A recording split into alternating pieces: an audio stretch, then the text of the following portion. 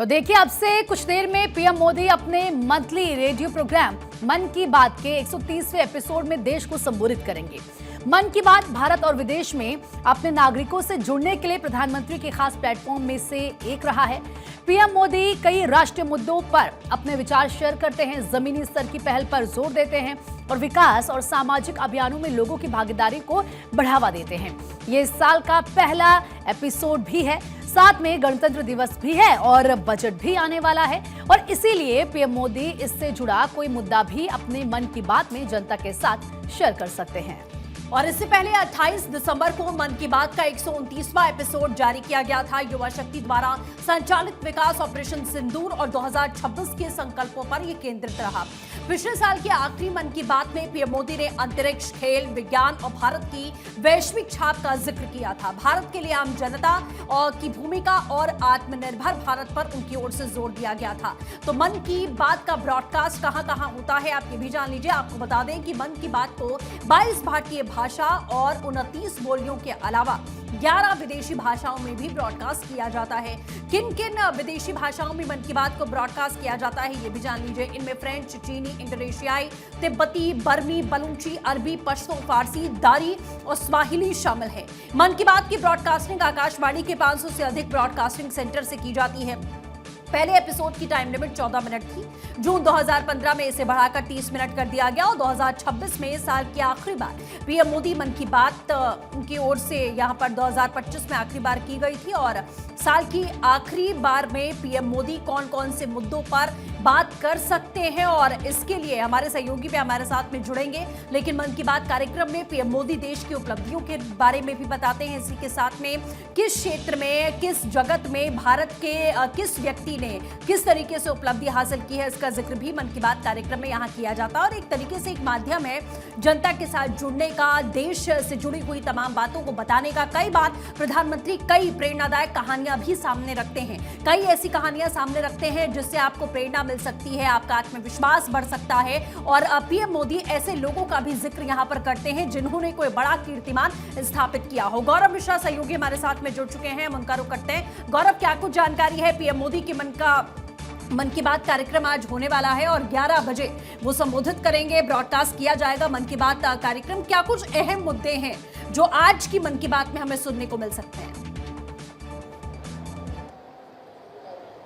बिल्कुल, देखिए, प्रधानमंत्री नरेंद्र मोदी आज मन की बात करेंगे और जाहिर सी बात है इस मन की बात कार्यक्रम में प्रधानमंत्री नरेंद्र मोदी उन कहानियों का जिक्र करते हैं, उन अनुभवी लोगों के किरदार का जिक्र करते हैं जो अक्सर अपने सामाजिक क्षेत्र में बहुत सुदृढ़ और अच्छे कार्य करते हैं। और अगर आज मन की बात के कार्यक्रम की बात करें तो इसके लिए जो तैयारियां हैं वो भी खास तरह की गई हैं, क्योंकि ये 130वां संस्करण है और जाहिर सी बात है कि मन की बात जो कार्यक्रम होता है तमाम भारतीय जनता पार्टी के अलग अलग प्रदेशों में किस तरीके से उसको बढ़ चढ़ करके लोग सुनते हैं, उसकी तैयारियां पहले से ही की जाती हैं।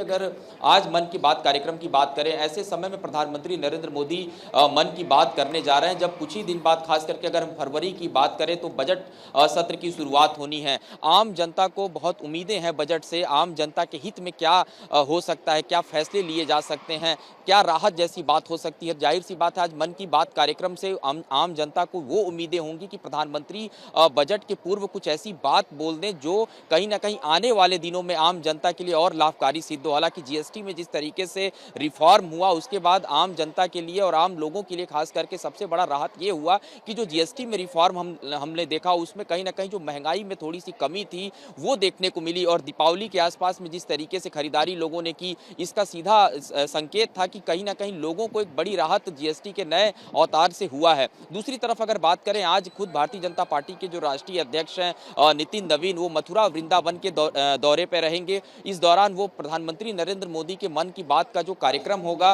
उस पूरे कार्यक्रम को कार्यकर्ताओं के साथ वृंदावन पहुंच करके सुनेंगे और उसके बाद दर्शन का भी उनका कार्यक्रम रखा गया है। और आप देखिए कि जब प्रधानमंत्री नरेंद्र मोदी मन की बात को करते हैं तो उसमें उन किरदारों का जिक्र करते हैं, खास करके वो किरदार जो अलग अलग सेक्टर्स में काम कर रहे हो, चाहे युवाओं की बात करें, उनकी प्रेरक कहानियों की बात करें, महिलाओं की बात करें, महिलाओं की हिस्सेदारी की बात करें, किस तरीके से महिला महिलाएं आज अलग अलग सेक्टर्स में अच्छा प्रदर्शन कर रही हैं, अच्छे काम कर रही हैं, उनकी कहानियों का भी जिक्र प्रधानमंत्री नरेंद्र मोदी मन की बात में करते हैं। तो ये कहीं ना कहीं आज जो प्रसारण होगा मन की बात का पूरे देश भर में, जिस तरीके की भारतीय जनता पार्टी के कार्यकर्ता हो या फिर आम लोग हो, वो जरूर रेडियो के साथ बैठते हैं, टीवी के सामने बैठते हैं और प्रधानमंत्री नरेंद्र मोदी के मन की बात को सुनते भी हैं। जी बिल्कुल गौरव, और जैसा आपने बताया कि कई रोचक कहानियां, कई प्रेरणादायक कहानियां हमें सुनने को मिलती हैं, जिससे युवाओं का खास तौर पर आत्मविश्वास बढ़ता है कि अलग अलग क्षेत्रों में लोग कैसे आगे बढ़ रहे हैं। लेकिन ये पहला मन की बात कार्यक्रम 2026 का होने वाला है गौरव, और इसमें अभी गणतंत्र दिवस आना है, इसी के साथ में बजट पर भी आप देखिए बजट पेश किया जाएगा, जिसको लेकर चर्चाएं लगातार जारी हैं। तो इसकी भी क्या झलक मन की बात में हम देख सकते हैं कि आने वाले ये जो महत्वपूर्ण इवेंट्स है, इसे लेकर पीएम कुछ केंद्रित कर सकते हैं?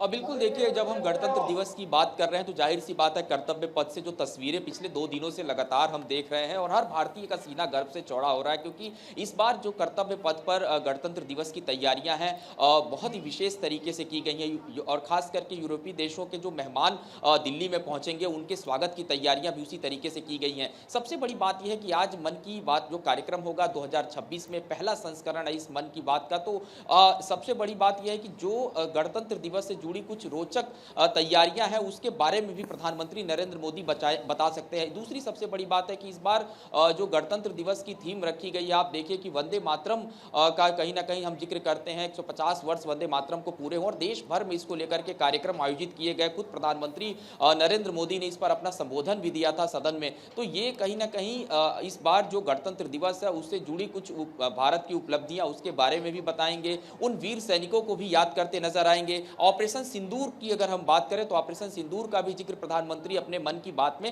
कर सकते हैं और जिस तरीके से ऑपरेशन सिंदूर के दौरान देश के जवानों ने पाकिस्तान को मुंहतोड़ जवाब दिया था, ये बात हर भारतीय को पता है और सभी का सीना गर्व से चौड़ा हो जाता है उस ऑपरेशन के बारे में सुनते हुए। तो इस बार अगर हम कर्तव्य पथ की बात करें तो ऑपरेशन सिंदूर की भी झलक देखने को मिलेगी और कल जिस तरीके से जो पूरी जो प्रैक्टिस की गई, जो फुल ड्रेस रिहर्सल किया गया, उसमें देखा हमने कि भारत किस तरीके से आत्मनिर्भरता की तरफ बड़े तेजी के साथ बढ़ रहा है। और मन की बात कार्यक्रम में प्रधानमंत्री नरेंद्र मोदी भी भारत के आत्मनिर्भर बनने की बात करते हैं, भारत के आत्मनिर्भरता की कहानियों के बारे में बात करते हैं। तमाम ऐसे युवा हैं जो खुद कैसे आत्मनिर्भर बने और दूसरों को भी अपने साथ उन्होंने जोड़ा। तो ये कहीं ना कहीं एक महत्वपूर्ण विषय होता है और इस बार देखिए जिस तरीके के हथियारों का, अस्त्र शस्त्रों का प्रदर्शन हम लगातार कर्तव्य पथ पर देखेंगे, ये वो अस्त्र शस्त्र और हथियार होंगे जिनको हमने मेक इन इंडिया के तर्ज पर बनाए, वो भारत में बने हैं। दिवस है इसकी जो झांकी फिलहाल अभी हमने देखी है, लेकिन असली पिक्चर हम 26 जनवरी को देखेंगे और पीएम मोदी जरूर उसका जिक्र कर सकते हैं क्योंकि ऑपरेशन सिंदूर के बाद का ये पहला गणतंत्र दिवस होगा। फिलहाल हमारे साथ जुड़ने के लिए बहुत बहुत शुक्रिया।